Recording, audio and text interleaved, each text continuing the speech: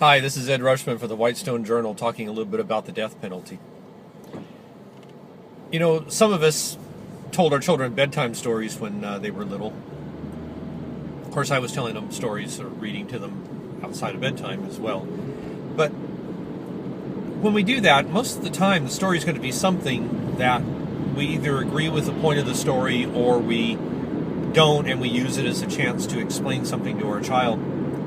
Sometimes the book of Genesis is a little bit like that. People get so caught up in whether it's literally true in the sense that, you know, they're really the first people were Adam and Eve and all that, that they completely miss that the point is God telling us a bedtime story. For people starting out, it was a way of Him communicating values, and you know, it's so easy to get caught up in human terms and forget that this is God we're talking about. But to teach the people about the relationship and what's right and wrong. And when I think of the death penalty, we just had the reading Sunday about, I'm sorry, that was a different one. But I was just thinking about the Mark of Cain.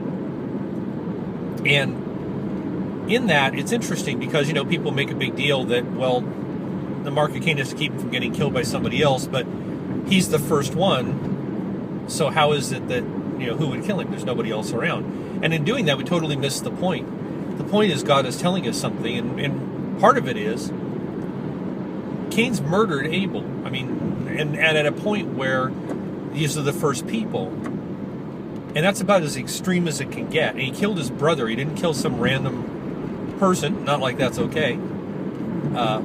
But he killed his own brother. He committed a crime that was far beyond, you know, anything small. And God doesn't take his life. And if we're supposed to be like God, you know, God doesn't just show mercy. He does. But He also sets a mark on him so that he will be safe. And what I think is interesting is that the Mark of Cain, I've heard people use as a bad thing. You know, oh, they've got the Mark of Cain, and there's some crazy theories that people have that are just nutso things.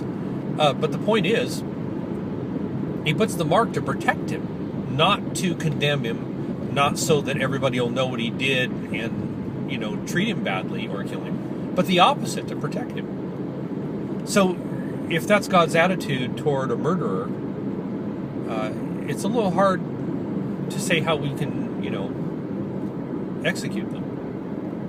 In Western ideas of chivalry and everything else, if you have a prisoner, you treat him like a guest. Now, I'm not saying that we should be, you know, feeding steak dinners every night to murderers, but the idea of, you know, once we've got them under control and they're not able to harm anybody else, society's protected at that point, and anything else is superfluous. Anything else really isn't needed. At that point, we've done the job we need to do. We need to keep society safe. And as long as they're still a threat to society, they need to be in prison. That's the way it is. Obviously, the Catholic Church speaks out against the death penalty. It doesn't say it's never a solution. When would it be a solution? It's a solution when there's no alternative.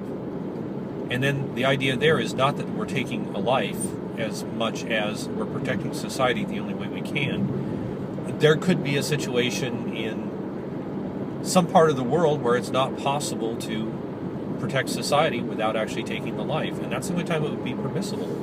And that is a pretty hard circumstance to imagine in modern times. Certainly in the United States, that's not the case, nor is it in England or a lot of the other countries which don't have the death penalty anyway. So something to think about. Think about the Mark of Cain. Think about the fact that despite what he did, God didn't take his life, and He wouldn't allow anybody else to take his life. If He put the Mark of Cain on him to protect him, maybe we should consider that the people that we're thinking about giving the death penalty to, maybe God sees that the same way, and we need to think again and reconsider our position. I'm Ed Rushman for Whitestone Journal. Thank you.